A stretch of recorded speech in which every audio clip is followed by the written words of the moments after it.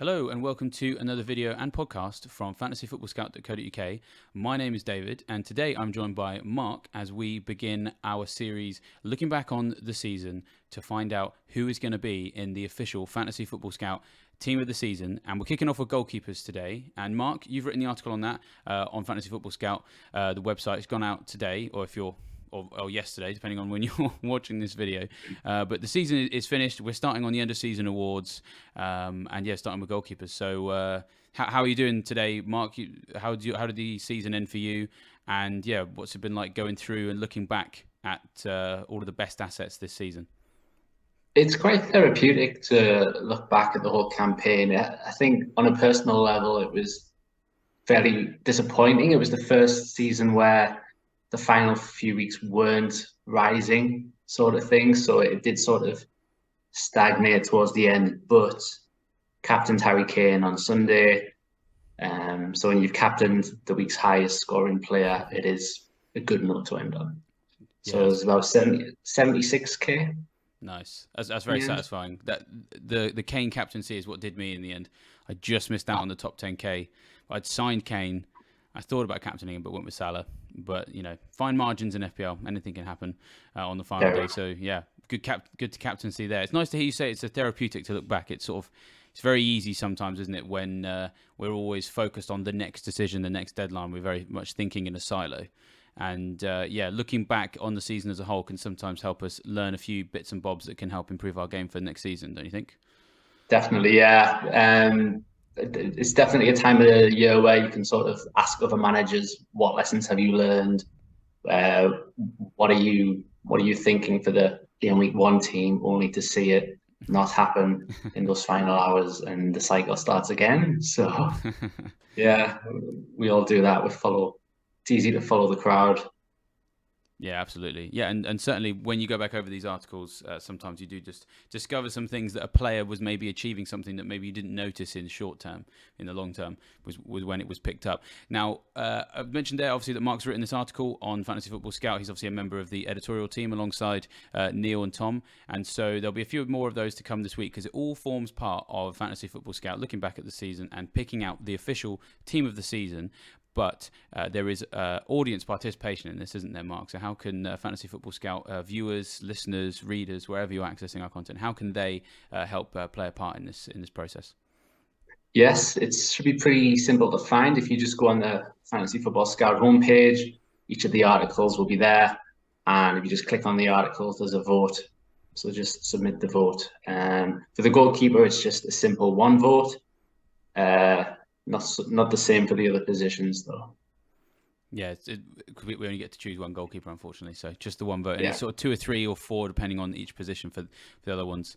And we tend to find out within a few weeks into the season who has made the cut. Now you've mentioned goalkeepers there, so have I as well. This, of course, is a look back at the goalkeepers. So let's crack on with the 5 shortlisted names, which I believe were collated by the Fantasy Football Scout writers, and some fantastic goalkeepers here, we have to say. And we can't really start anywhere else than a man who I'm imagining is very dear to your heart from your part of the world. Well, he's not from your part of the world, but he has been playing in that part of the world recently. That is Mr. Nicholas of Pope, who is a bit of a fantasy legend already, but another good season. So what can you tell us about his campaign? Yes, it was very. I think if the season ended around game week 21, he would have been far and away the number 1 goalkeeper for this because Newcastle's defence was immense for a long time. Nick Pope had 2.6 million managers. I think Newcastle had a run of conceding twice in 11 matches. It was incredible. A lot of people were doubling up on the Newcastle defence via Pope and Trippier. But it did fade towards the end for Newcastle as a whole. I think there was definitely a spell in the new year where Newcastle was scoring not that often, but also not conceding many. But at both ends of the pitch, there's been plenty of goals, but that's not good if you're a Nick Pope owner, of course. And he's one of the few goalkeepers to have made multiple penalty saves. And he did get a red card against Liverpool, and he did miss the final day because of a finger hand situation. But over the season he's been one of the standout goalkeepers, really.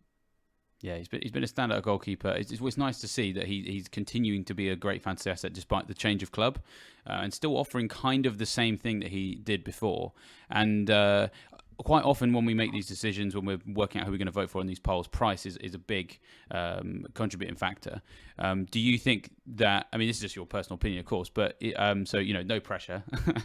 But the price that he is, do you think that that's worth paying? Because I know that this is something that's always a bit of a talking point sometimes. If I'm going to pay 5.5 million for a goalkeeper, for example, I would rather have a Nick Pope, knowing that he's going to add some saves on top of maybe slightly fewer clean sheets than a 6 million at a big club. I think the price is just right on Pope. You get what you pay for. Would you say that's still true of him? Yeah, yes, I would. I think what in a way what held him back was how good the defense was, because Newcastle didn't concede that many shots, so there wasn't as many opportunities to get save points. So that sort of held him back a little bit. But yeah, I think 5 million for one of the top goalkeepers seems quite fair, doesn't it? Really. Yeah, absolutely. I suppose you did mention the season did sort of dip off towards the end, which possibly makes this vote a little bit more open than maybe it would have been, as you said, if we ended slightly earlier. And I suppose someone who very much has to come into consideration is David Raya at Brentford, who in the end actually ended up with more points than Nick Pope. Yeah, absolutely. I think when you have 4.5 starting price goalkeeper end up as the highest scoring goalkeeper, that looks pretty convincing, doesn't it? Really, he had a nice mix of making a lot of saves. Like Brentford kept 12 clean sheets, but yet they also were one of the leakiest defenses for conceding shots on target. So it was sort of a sweet spot between the defense was good up to a point, but they also allowed Raya to make lots of saves. So he was the best goalkeeper for save points, for bonuses. I think he had the best save percentage, and it was kind of, as I say, it was a sort of sweet spot for him, and he's ended up number one. Yeah, well, in many ways, what he has achieved this season is like the Nick Pope of old, because that, as you say, that sweet spot of hitting a club that's a middling club, a club that has the ability to sort of tease the other team into having lots of shots, but stopping them from stopping them from going in the goal. And then a lot of the time that is going to contribute to bonus, as you say. But it's all locked into that price, because if you're able to do it at the 4.5 million bracket, then it creates incredible value. And well, who knows what price it could be next season? He might not even be a Brentford player. So. It's probably this is probably the best it will get for Raya as an asset. I'm not trying to put a downer on his career, but this is absolutely an FPL peak for him, isn't it? Yes, it is. As you said, even if he stayed at Brentford, his price will probably go up anyway. But if he moves to, it seems like he's certainly aiming to move up to one of the top clubs. So that will certainly lead to a price increase for next season. I think one of the things that Brentford, it was interesting, they've conceded the second most shots on target, but they've also conceded the fifth fewest big chances.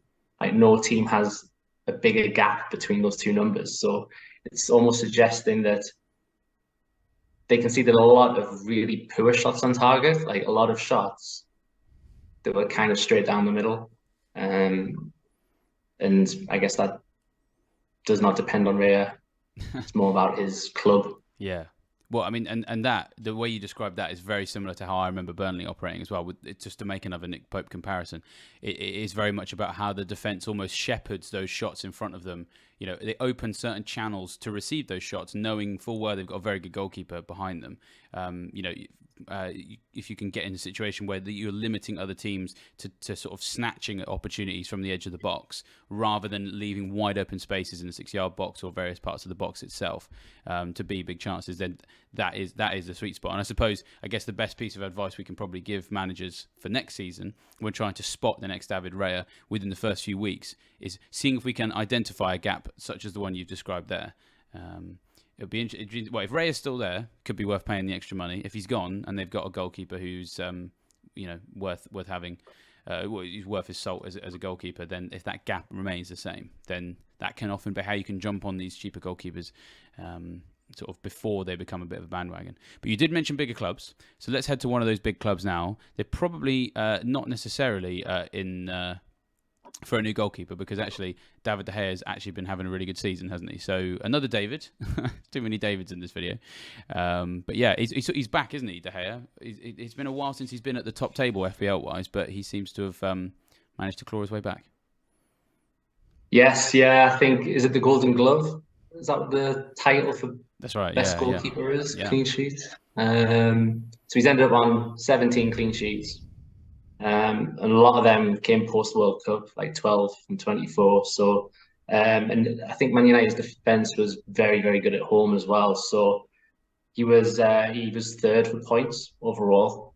And the only thing you could possibly hold against him is that his bonus points was pretty low. He only picked up 5 all season, and his save percentage was poor compared to the other candidates on this list. So you could argue that De Gea's good season was a result of Ten Hag and having a good side around him, rather than De Gea himself being spectacular. But he was there for the points, and yeah, he's had a good season. It'll be interesting to see what his future holds as well. Well, and also the price as well, because to start at 5 million and then sort of end at 5.1. You know, you could make a case for him staying at 5 million, but the future does look bright for Man United, and especially in the last, they really came through as a defensive unit, especially for fantasy. Luke Shaw was a good option too.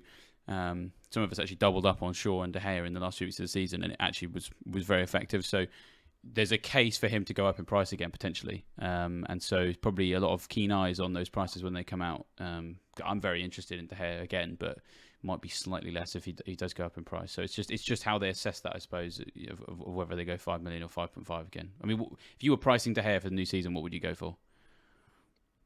Probably 5.5, because I don't think any goalkeeper started above that this season. I think Alisson and Ederson were they usually started at 6 and then they started at 5.5 this time. So if you're gonna give someone the maximum price, it's logically the goalkeeper that's just kept the most clean sheets.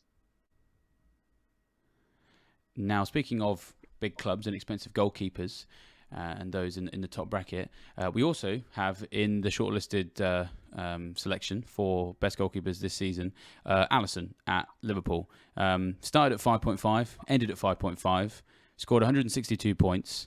Actually, a fairly decent-ish campaign points-wise, but he did sort of go under the radar a little bit.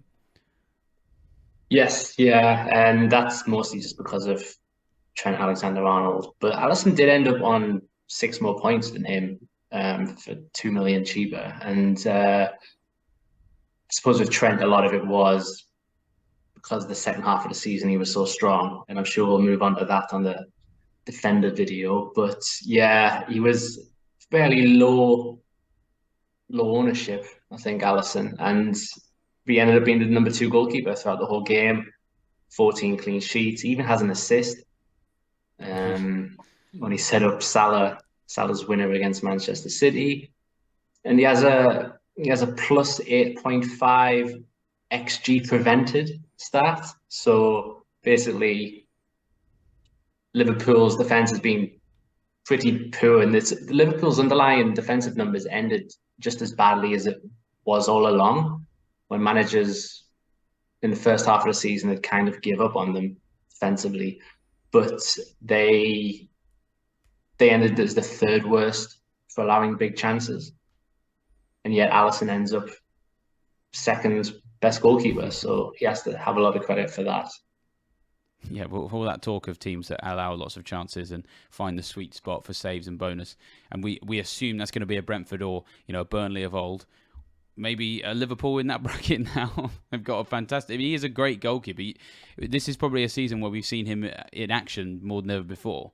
Could he potentially for next season, if they don't improve defensively, become one of those goalkeepers that you can turn around and say he plays for a rubbish defence, but he's a good goalkeeper? Seems weird to say it about Liverpool, but Yeah, there's a bit earlier in this calendar year where I think Liverpool kept 5 or 6 clean sheets in a row, but their expected goals conceded was quite big. So don't want to use the word fluke or anything, but that was a very good run on paper.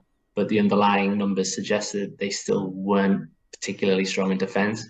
Hmm. Um, and Alisson should get credit for that because it was his saves that ensured that they were clean sheets. Hmm. What do you think the shift to the 3-2-2-3, if I'm saying that correctly, the thing where Trent's come into the midfield, do you think that that had any impact on their defensive stats for Alisson in particular? You know, if Klopp was, and also if Klopp was to continue with that for next season, do you think that would make Alisson a better or worse option? Just what's your thoughts on that shift? Because it was very noticeable, very significant, really, on the eye at least. Yeah, Liverpool ended really well. They were unbeaten for the last, it must be like 10 or 11 matches. They ended up unbeaten. So I think in general, it works very well for the team. And they did keep a few consecutive clean sheets around game weeks 34 to 36. So yeah, I think if Klopp sticks with it for next season, it could be worth. You would expect Liverpool's defense to get better next season. It was particularly bad throughout this campaign, and you would think surely it's got to improve on that. And if that's the case, then Alisson's an even better asset. Mm.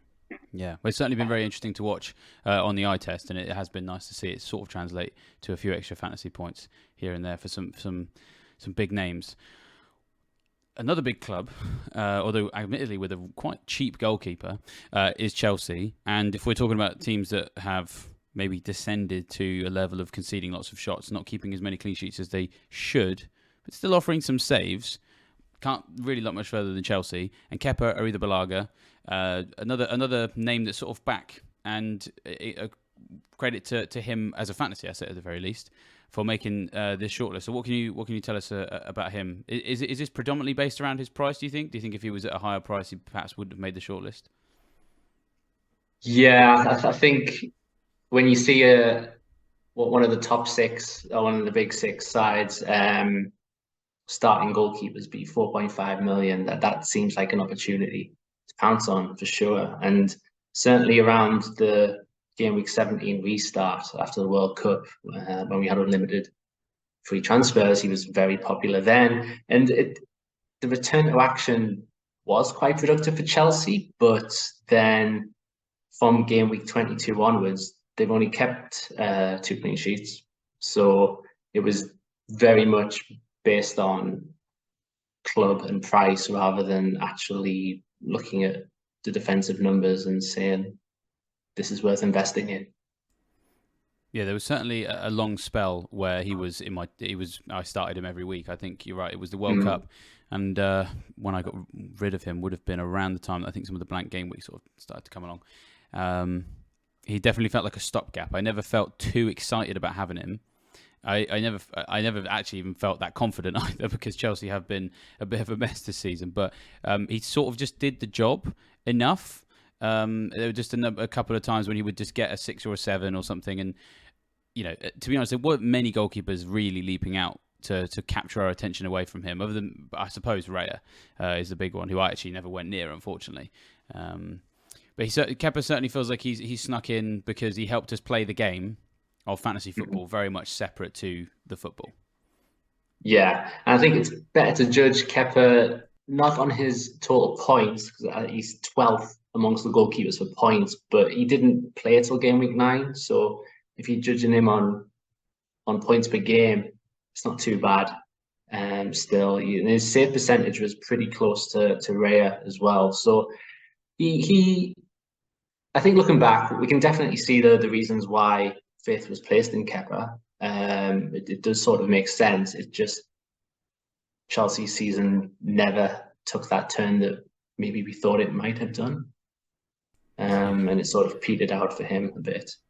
Yeah, absolutely. Well, I mean, there just wasn't enough direction at the club, I suppose, for there to be much of a push on. Once they were once they were, well, I said once they were safe, they probably never were. They probably never accepted they were in a relegation fight, and they were just lucky enough that they never really got sucked into the proper, like, the mires of it. And then once it was evident they weren't going to achieve anything or go down, yeah, certainly it was hard for the season to turn. I suppose the one thing here is it's hard to know who's, certainly not going to start. Well, we're certainly not going to be confident that he would or would not start, because we've got Poch coming in, confirmed today actually. So it's hard to say whether or not he would or wouldn't start. But in terms of the prices at Chelsea, and this is going to be a big thing, I think, when we assess things at the end of the season. I've just recorded biggest flops of the season this morning, and there was a lot of Chelsea players in there, I can tell you that. Raheem Sterling and Reece James and Ben Chilwell. There's quite a strong case for Chelsea's assets going into next season, probably in most cases cheaper. So you could see a couple of million come off Sterling, for example. It's kind of hard to really say that Kepa should go up. Do you think Kepa should go into this new season 4.5 million again, and possibly his goalkeeping colleagues as well at a similar place? Yeah, I'm sort of torn between 4.5 and 5 million, because we just don't know, unless Pochettino directly says he is my number one goalkeeper.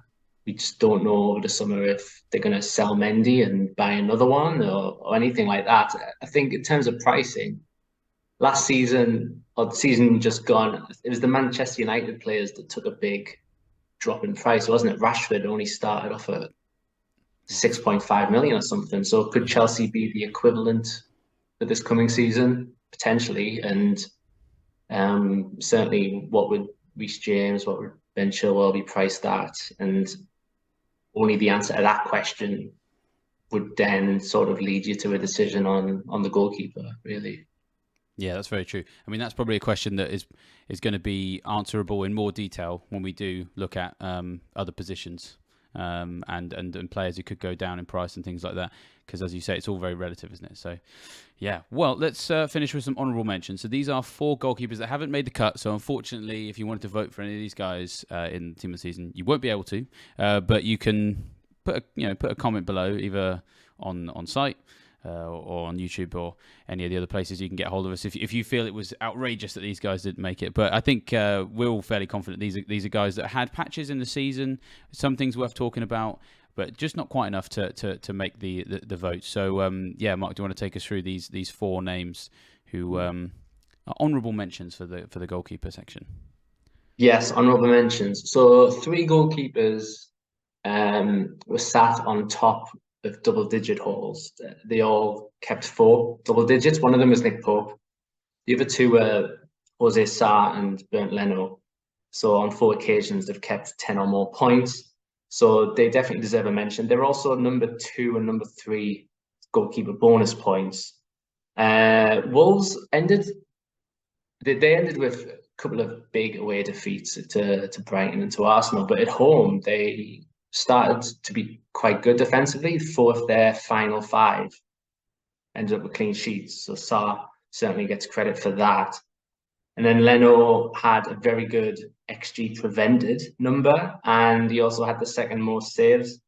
So I think Fulham, again, it must have just been after the restart, but Fulham had this sort of freakish run of clean sheets where they were either conceding none or 1, and Tim Ream comes to mind for some reason. But Leno, of course, was part of that. Plenty of clean sheets there. Dean Henderson gets a mention because by the time he got his big season-ending injury, he was number 2 behind Pope in the rankings. He'd saved a couple of penalties in quite a short amount of time, so he definitely gets a nod. But of course, he can't be in Team of the Year because he's been injured for so long. And Jason Steele didn't start at all until Gameweek 26, but from that point on, he kept 6 clean sheets from 15, 4.33 points per game. So, and of course, he came at the lowest price possible, the lowest starting price possible. So he certainly gets a nod, because with all those Brighton double game weeks at the end, he was in quite a solid number of teams there. But of course, he didn't play often enough to really be considered one of the season's best stoppers. Yeah, it came just a bit too late for him, didn't it? If he had maybe wrestled that number 1 jersey from Sanchez a bit sooner, it might have been a different story. And if I'm not mistaken, he also got an assist as well, so he very much has gone into fantasy folklore very quickly, to be in that fabled selection of goalkeepers to get an assist. And he did it in a game, I think, where they did concede, so it was quite useful. Sometimes it's useful if you own the goalkeeper and other people have got some of the other defenders and they don't keep the clean sheet, and then the goalkeeper gets a penalty save or an assist or whatever, because you actually end up with more of a differential over some of the people. So he's had some. It hasn't been for a very long time yet, but he's already had some good moments. And I have to admit that of these 4, he's probably the one I'm most excited by for next season, because you'd like to think that he's probably done enough to be the number 1 for the new season. Price rise is almost to be expected at this point, but 4.5 maybe. I mean, 5 million is a possibility. I'd like to think they'd maybe go with 4.5 here. We'll have to see, but either way, he could be the one that we look at for next season, especially if De Zerbi keeps rotating as well.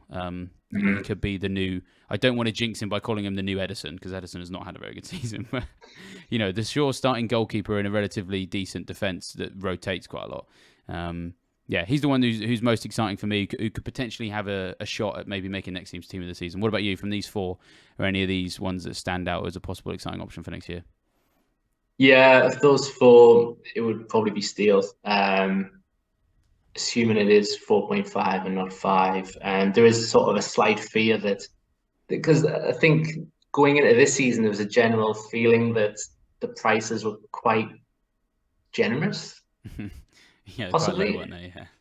Yeah. So the worry is that it's going to go to the other extreme for next season. But I don't think Steele as a 5 million goalkeeper could really be justified. So 4.5, you would think. It's very interesting that Ederson hasn't been mentioned at all, because Manchester City's defence, for so many underlying stats, has been the best. But as Ederson owners will confirm, it's been very, very frustrating to have him.